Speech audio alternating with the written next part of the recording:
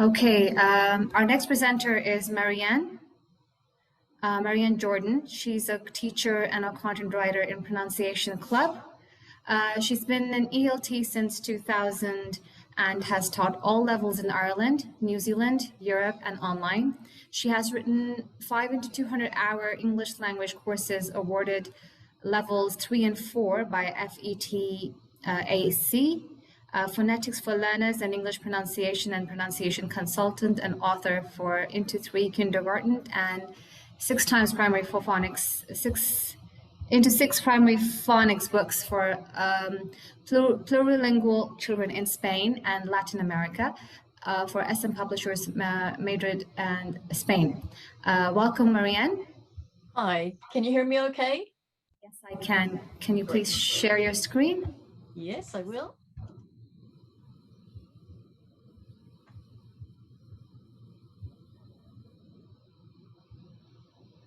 Wait 1 minute. No worries.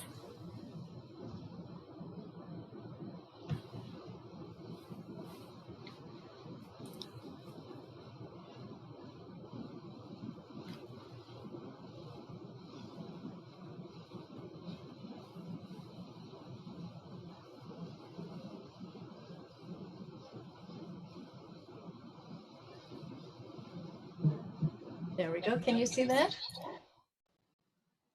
Yes, I can. Go ahead, please. Okay, so I am talking today about a new and easier way to teach English pronunciation using the IPA, the International Phonetic Alphabet. Now, I don't know if anybody is familiar with this alphabet or not, but certainly when I first saw it, I was very nervous about using it and thought, oh no, I'll just continue and use listen and repeat.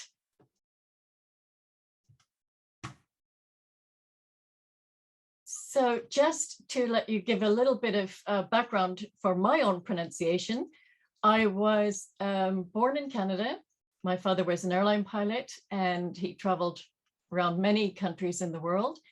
So I had primary school in Canada. I had intermediate school in Africa, secondary school in Ireland, and on my tertiary learning and teaching in New Zealand. Just to let you know that right now, you may know this already, but there are many more non-native speakers of English than there are native speakers. And often people ask me, what is the best English accent to have? And my answer is always an intelligible accent. So whatever accent you have, as long as people understand you when you speak, job done. Also, in all meetings that are taking place right now all over the world, there are in-person meetings, online meetings like this one, and often there isn't even one native English speaker present. So the English that's speaking nowadays is mostly through non-native speakers. So English has become the lingua franca. And we also have a lot of alphabets all over our world. But I just want to introduce you now to what I call the alphabet franca, which is the International Phonetic Alphabet, which is very hard to see here because it is very tiny. But basically, it is a sound symbol alphabet, if you're not familiar with it. And it represents every sound in all our languages, which I think is quite mighty. There was a man called Adrian Underhill, and he took the International Phonetic Alphabet and he took it apart and put all the sounds for English all together. So this is his chart for English, and he has divided up into vowels, diphthongs, and consonants. Actually, it's very, very clever because if you look at the vowels, the top left corner, he has arranged them to the position of the mouth, but I'll show you that better later. I asked him if I could have permission to adapt his chart because I just am a very visual person, and I color coded it at the beginning for my students to make it just a little bit easier to see where the vowels are and so on. He said that I could do that as long as I gave everybody his website. So there it is at the bottom, www.adrianunderhill.com. So this is the chart that I did. Again, it was for my own self at the beginning, but the students are finding it very helpful because the vowel sounds start from wide to round, and going down the ways, they are a little open to very open. This is a chart that I've designed. It's for about 22 languages.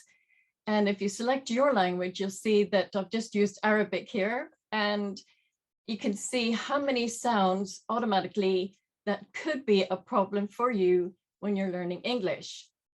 There seems to be quite a lot there, but it also depends on what your first language is. And also, if you speak another language, then you will have more sounds. You'll have less sounds to learn in English. So the current method for teaching the sounds of English, and this is what I was taught on the CELTA course, is they're taught in sound groups. So consonants, vowels, and diphthongs. This is very, very important as well to teach the sound groups. I still teach sound groups. I do an overview at the beginning and then a summary at the end because each sound relates to each other on the chart. So it's good to see that. Okay, so normally the first sound, it depends on the course, but the first sound, say the first sound is P, and then you get a word to go along with that. And then you get the phonetic symbols, pen. The next sound, B. And there's a word with B in it, big. And then the phonetic symbols to go along with it. Now, what I found was a little bit hard for me, and I was getting questions from students, but what is that one in the middle? Is that not the letter I and the D? And I would say, well, we'll do that later. We're just doing P and B at the minute. And I felt this is really awful saying to a student, well, we're going to do that next week. So we've taught the first two sounds, but we have actually used 6 sounds to teach the first 2 sounds. So I just thought, what if there was a new way? Instead of teaching all the consonants first and so on, what if there is a way that introduces one sound at a time? And that sound is also a word. Now, I don't know if anybody of you are familiar with the IPA chart, but looking at all those symbols, it is a bit of a chore to try and do that. And I did find several, but the best one I found to do this was the sound ah. And ah is one sound. It is only one letter, ah, and it's one word, ah. So I thought, well, that solves all the complications of adding extra sounds. Plus, the sound ah is normally found in many languages. The sound ah is also an article in English, and some languages, in particular Eastern European languages, don't have articles. So again, I thought it's a good one to start with to get them used to saying this one. Then I added a new sound, to make a new word, an.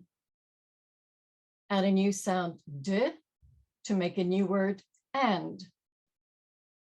And then another new sound, t, constantly building up new words using previous sounds, at.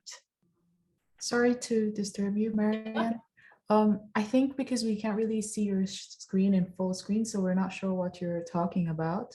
Is it possible if you stop sharing your screen on Zoom and then you share it as your whole computer? And then I think that will come through. Okay, sorry, I didn't realize because it's like I said, it's doing it for me. Sorry. I was trying to follow your thank you train of thought there, and I couldn't. Oh, sorry. Okay, so I'm going to stop the share. Yeah. And See, when it says share screen, if you can click like desktop, I think so it shares the whole thing. okay, any luck? Yes, perfect. Now you can see the Oh, different letters you've been talking about. sorry about that. I was so intrigued with the last lesson. Yeah. Looking at children, I should have been setting up a little bit better. No, Okay. absolutely. That we can see you now. Good Yeah, work. Thank you. great.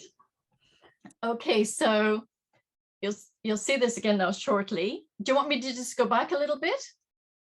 Actually, that would be perfect because I was trying to Okay. follow your train of thought and I kind of missed it. Thank Okay. you. Yeah, just from about there. Okay. Thank you. Even that one there. So we start off with the sound a, which is also the word a. Then we add on the sound n, and we have an. D makes the word and add on a sound t to make at. So we're adding on one new sound to each new word, and all the previous sounds are constantly reinforced. Okay. I've also, again, because I'm a very visual person, I used color coding that I found it helps with the voiced, unvoiced sounds and vowels, diphthongs, and to be able to recognize them. Because at the beginning, when I was looking in dictionaries, maybe longer words, and you saw the phonetic symbols in brackets beside the word, and sometimes I was looking at which symbol goes with which letters. So the color coding helps a lot with that. So just some tips. When you teach each sound, it is also important to explain how to make the sound, as well as listening to and repeating the sound. Because as you'll all know, not all learners are oral learners, and most of us are visuals and kinesthetics and so on. So it's very important to look at the lips, teeth, how much air is coming out, the tongue, jaw, and voice box. So the front, are the lips open or closed, wide or round? Now this is the letter A, and it is the widest and the roundest sound in English. Where is the tongue? Because sometimes just an adjustment of the placement of the tongue can help someone who's having problems with the sound get it instantly. And also if the sound is voiced or unvoiced. And if you want to know does everybody know what voiced and unvoiced is? If you say right now, if you say your name, and I can't hear you, we all can't hear you, but just say your name where you're sitting. Like for example, my name is Marianne. So I'm using my voice, and you can feel your voice being used by placing your fingers just on your throat. Now, if you whisper your name, you don't feel any movement in your throat. And it's the same as the sound ah. Say that one, ah, and you feel your throat moving. But if you say shh, there's no sound, so it's unvoiced. So when you're saying the voice, the amount of air that comes out an awful lot more with an unvoiced sound, but just very little with a voice sound. The lips and the teeth, sometimes the tongue is coming up between the teeth, the lips, are they relaxed or they wide, and so on. All this makes a big difference to teaching each individual sound. And the jaw dropping, the more the mouth opens, the lower the jaw will drop. I use videos as well. I don't know if you can hear that. Can you? Yes, we can hear that perfectly. Oh, good. Okay. And this one I use to see the inside of the mouth, to see exactly what's happening inside, because we can often see the front, but we can't see what's happening inside.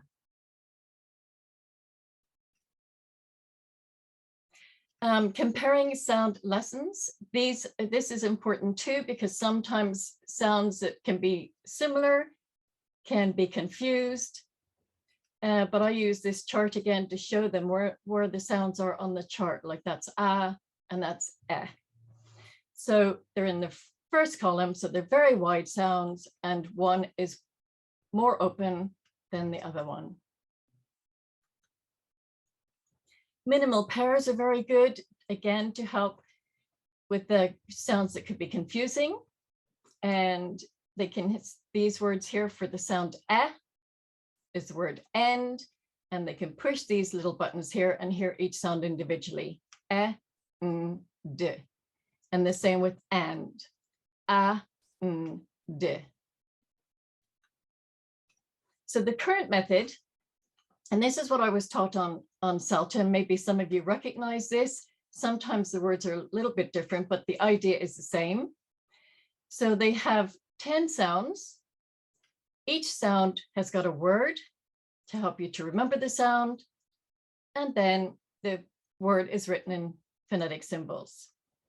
So you've got 10 sounds, 10 words, but in choosing these words, there are actually an extra 12 sounds in these words that we haven't taught yet. And after that, they can't really read any other words. So this is the method that I use, and it's building up. I've showed you down to number 4. Then they learn the sound I, which is the word in.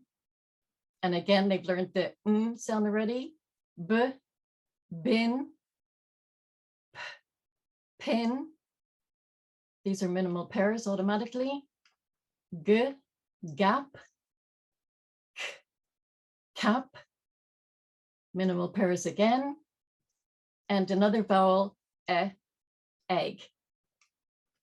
So after this 10 sounds, yes, they can read 10 words, but there are no other sounds in there causing any confusion. And if you're into these games like Wordle nowadays, and I've done this in my sad life, went through all the combinations, and there's actually over 200 words that you can make out of just these 10 sounds. When I get them to write the words and the sound, they can write some information, translated into their languages, that's Spanish. Now I've used, I hope this is right, the word and in Arabic. I hope that's correct. If it's not, blame Google Translate. And also at, I think that's pronounced fee from listening to the audio in Google. So the flashcards, that I would also use flashcards. I also get them to make their own flashcards as well, because when they physically write them themselves, it's getting into their brain a little bit more. So I'm just going over these again. And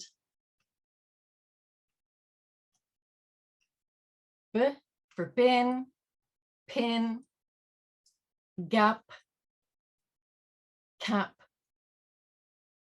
egg. Okay, now I've got a few words here, and if you can write in the chat box what you think this word is. This is the phonetic symbols, which are always in diagonal lines.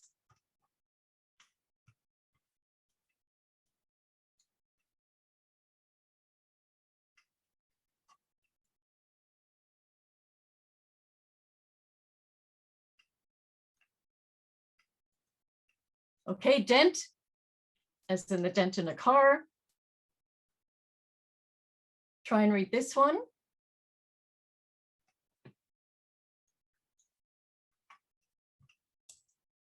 Neck. Yes, good. Yeah, I can't actually see the chat box at the minute, but yeah, if you could call them out, that would be great. Okay. This one.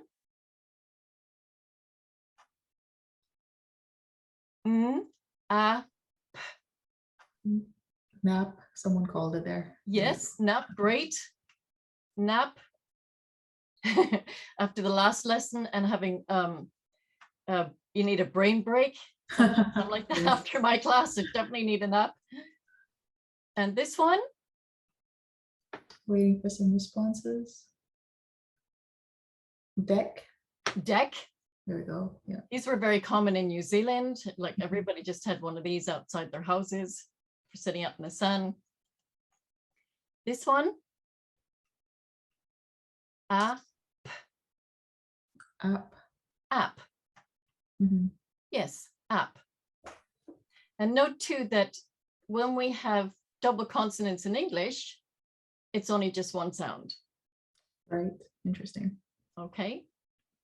These are just little pronunciation tips that you would learn during the course. Now, here is a word cloud. And if you can just call them out there, if you see anybody writing them down there in the chat. Oh, wait. Sure thing. Oh, yes, I've got it now. So in this word cloud, there are actually 80 words, but you can get up to 200 words with this combination of the 10 sounds. So if you can see any sound, any word in that cloud, just call it out or write it in the chat box. Maybe pack. Yes, pack.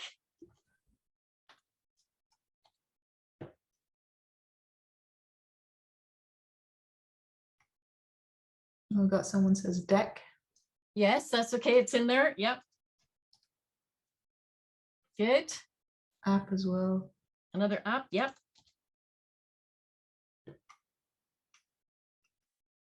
There's the ones that we learned in there. So this one here, for example, if you sound them out, act, act, Act. Right. yeah. act. Yes. One here that actually looks like the word. Then. Yeah. Some of them do look exactly like, because it was based on the Latin alphabet originally. Mhm. Oh, good. Tag. Yeah. Yes. At. Yes. One on the left there, gig. Gig. Yes.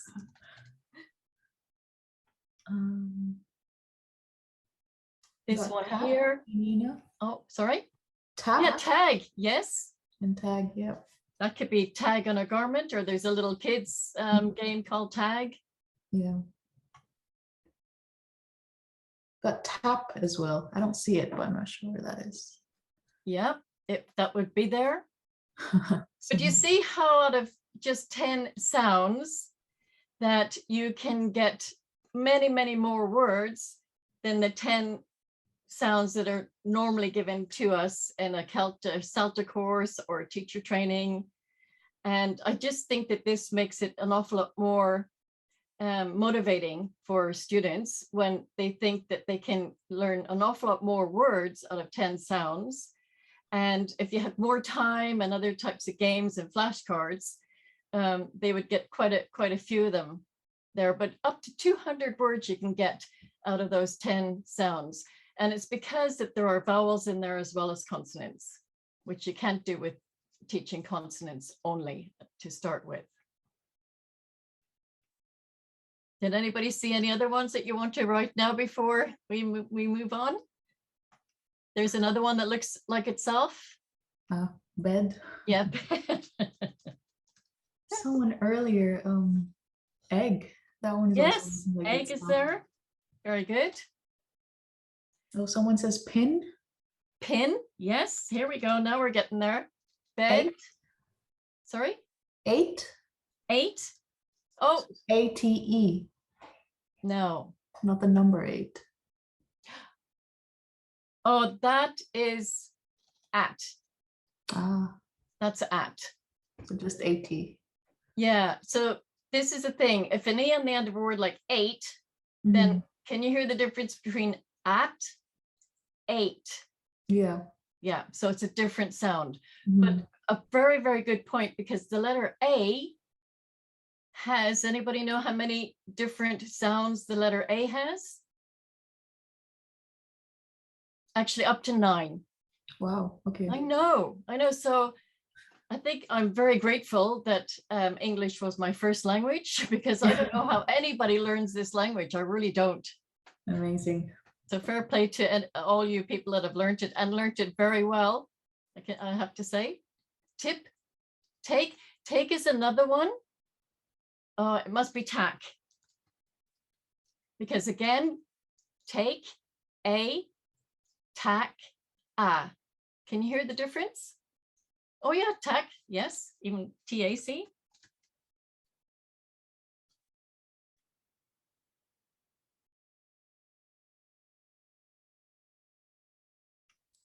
Got another act. Yep. This is another one that also might look like itself.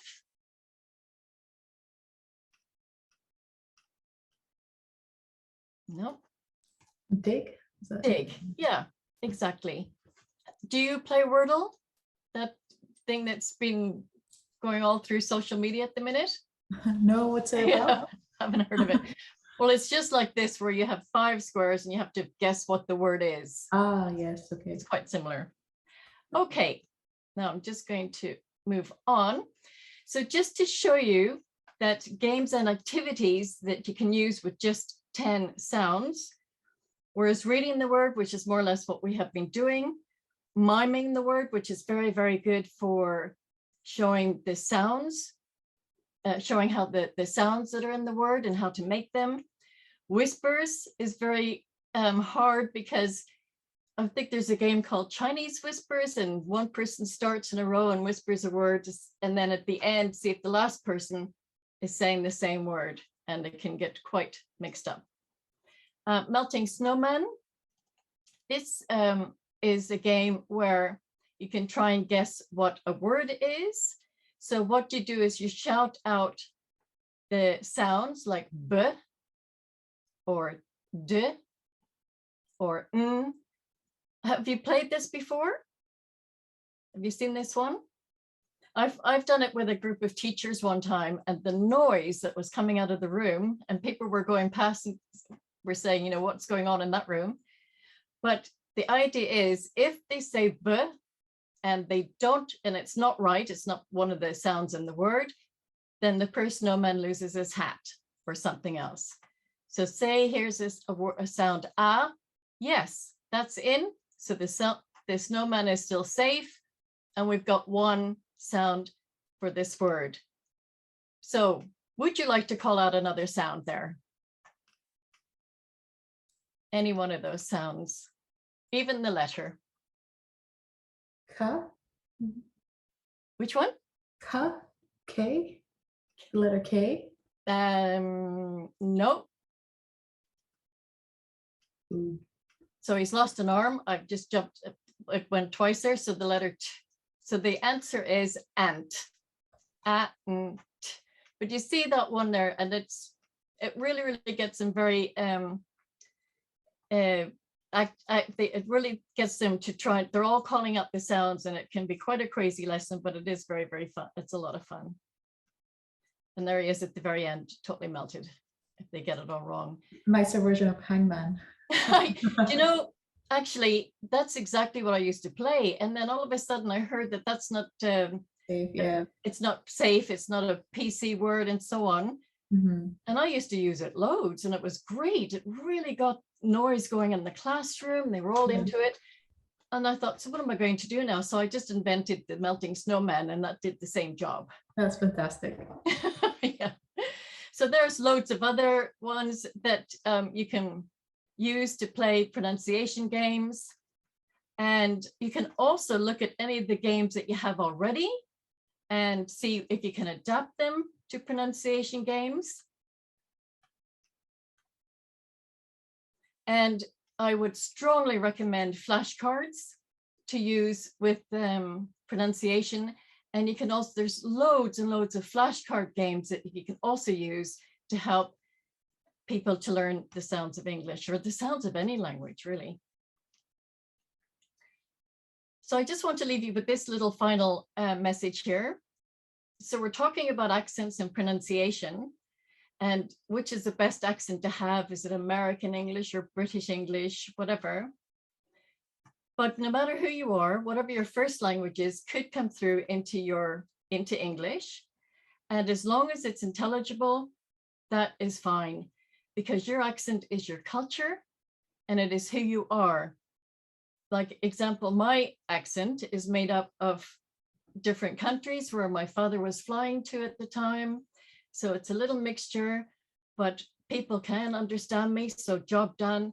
And I'm very proud of my accent because it shows just how much of the world my father traveled to get his kids a good education and a house to live in and so on. So I'm very proud of my roots and where I came from. So that is the thing. I just want to thank you very much for your attention and for you very much for all your help there, saying all those words. And I'm very pleased to have been presenting at this Global Education Summit. And that is my name, my email address, if you want to email me about anything. If you have any questions, we'll take some questions now in a moment. But if you don't get your questions answered now, you can contact me there. And I offer courses in this every month for learners and for teachers. I know this is going to be recorded, so you can get the information from there or email me. And that's all my social media contacts. So that's me. And if there are any questions now that anybody would like to ask or comments. I'd like to ask a question. Yes. Where do you think people actually pick up their accent from? Is it just from listening to people around them, or? Definitely. Absolutely. Firstly, well, they call it a mother tongue. So normally it's a mother that you first hear. And in fact, interestingly, when a woman is pregnant in the last trimester, us as babies, we're already picking up the vibrations of our mother's language. I found that really amazing. And so when you come in, when you're born, you, as a human being, we all have the capability to learn any language in the world. And it just diminishes as we get older. But that very second, the language that we're listening to is the one that we're going to learn naturally. It's really interesting. I've had a bit of a past, a bit like yours, or lived all over the world. I've been to international school, and they always say like my accent is American, but I've never lived in America. Yes. And like now living in the UK and Scotland, and they just say like, where are you from in America? Well, I was like, no, I'm not from America. Yeah. Don't worry. Yeah, I get that too. But Yeah. it's like my father worked with a lot of Americans, and sometimes people will say to me, what part of America do you come from? And I said, well, I was born in Canada, so that's kind of close. But as close as it gets, yeah. If you say you're not American, oh yeah, so are you from Canada then? So it's the environment that you're living in and what you're hearing. Like my mother was Irish, and she was actually from Northern Ireland, and the accent there is so strong. It really is very, very strong. But I don't speak like that, even though that she was my mom and I heard her from birth. But I think too, when I went into primary school, I was in primary school in Canada. So I would have picked up more Canadian at that point because you've got all your peers around you. Yeah. My father also, well, he was a real mix up as well. His father was in the Navy. So he was born in England, but raised in Ireland, and then spent most of his life in between Canada and America for training to be an airline pilot. So he would have picked up a lot of American accent. And I think maybe too, the older that you get, maybe the less you will pick up new accents, because you're starting to get your own accent, then it's more firm in your mind. Yeah, certainly. I'm also not sure how sometimes people change their accents when they come to a new country as well, because they tend to like, I've now lived in Scotland for 7 years, and I was in England before that for 5. Yes. I never picked up the Scottish accent, but some of my other friends, they'll say like, oh, you sound so Scottish. I was like, how? I don't understand. Yeah, no, you don't. No, you don't. What it could be is, like, for example, when I went to New Zealand, I was an adult at that stage.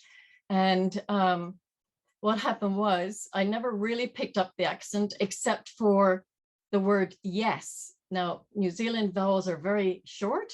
So they would say yes, yes, instead of yes. So I found myself, I was picking that up because that's something you hear a lot. And sometimes I'd say, repeat it back. But one thing that you will probably find that you'd pick up would be vocabulary that is used in another country. Absolutely. The slang or the day-to-day vocabulary. Yeah. Like, for example, I remember when I went into the staff room at the beginning, and I was just a new tutor there, and they they were all chatting away. And after maybe about a month, I've started to become a little bit more comfortable. And I said, now, has anybody put the kettle on? Because would really love a cup of coffee. And they said, the what? And I said, the kettle. And they said, what's that? And I said, that thing over there. And they said, oh, the jug. Oh, wow. Okay. They had a completely different word. It wasn't even in a different pronunciation, the same word. It was completely different.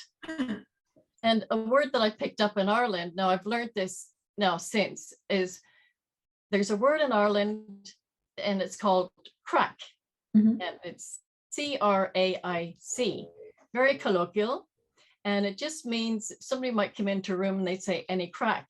And what I mean is, anybody get any news, any new stories, what's happening? And again, when I was beginning to feel a little bit more at ease in the staff room, I did go in there one day and it came out, any crack. And they all looked at me, Marianne, what are you saying? They probably thought I was looking for cocaine. And I thought, oh, goodness me. So I started then to be very careful of some of the colloquial words that I use in different countries and just speak general English. It's safer. Yeah, they have something similar in Scotland when they go pick up messages. And that means like picking up your shopping or like going shopping for groceries or something. Or like, where do you go to pick up your messages, first of all? Yeah, I know, like your email. Yeah. Your email account. I don't know if it's back in the day, like, obviously there was no texts or phones, and if it's just picking up letters from a post office or what it is, but yeah, going out to pick up messages, like what does that really mean? It's the same now in the Northern Ireland, because there was a lot of toing and froing back in the day between Northern Ireland and Scotland. You can actually see it on a clear day, which is very rare up in the north of Ireland and Scotland, but you can see it. So I had Scottish cousins, and when I first met them as a little kid, when we were coming to Ireland to visit our grandparents there, sometimes they would be there and they'd be talking to me and I would just nod. I had no idea what they were saying. Yeah. And they knew it because they were all laughing. But as an adult, I can understand now, no problem. Oh, I've just seen that there's something. Yeah, you pick up accents from around the world. It's only natural, and sometimes you have to say a word that is said in that country. So school, church, social events, and so forth. Someone's mother is an American and the father is Nigerian. I actually lived in Nigeria for a while too, and I was there as a small child and, well, preteen, and we picked up a lot of the local languages there and the local slang words. So you pick it up better as a child than you do as an adult. Oh, I have to learn that in United States, we use the word teapot. When I lived abroad, I have to learn the word kettle. Exactly. This is what happens a lot. And it's still English, but the words are completely different. Or maybe we have the word in English, but to me, a teapot is literally what you put tea in and you pour tea out from the teapot. The kettle is the thing you boil water in to pour into the teapot with the tea. So the same words, we're all speaking in English, and it can be like listening to another language. So that's why I say to everybody, well, look, no matter what you're saying or how you say it, as long as other people understand you when you speak, you don't have to speak 100% American English or British English, because if you think about it, the number of states that there are in America, every state has their own little different pronunciation. I mean, if you think of Texas and compare that to New York, and New York has something like up to 7 different colloquial accents alone. So which American accent are you going to choose? And it's the same with the UK. Every single county has a different accent. And in Ireland, the same, every county has a different accent. When I first went to New Zealand, I really couldn't, I didn't have the ear for the New Zealand accent. So I couldn't really tell between Australian and New Zealand initially until I lived there for a while. And then I got it. I could hear the difference in the tones and the vowel sounds in particular. Great. Thank you so much, Marianne. It's always a pleasure to learn from you, your innovative ideas and your way of teaching. And I'm sure we as ESL teachers will take this away in our classrooms and teach them the way you have taught us today. Yes. It's a pleasure and an honor to have you at our summit today. And we look forward to see you in near future. Yep. Thank you, Maria. The honor is all mine. I'm very, very proud to be presenting here today. And I'm also very, very impressed with the conference, the coordination. I mean, you're probably going to need a brain break after this evening, but well done. I'm so impressed. It's one of the best conferences I've done. Thank you. Pleasure's all ours.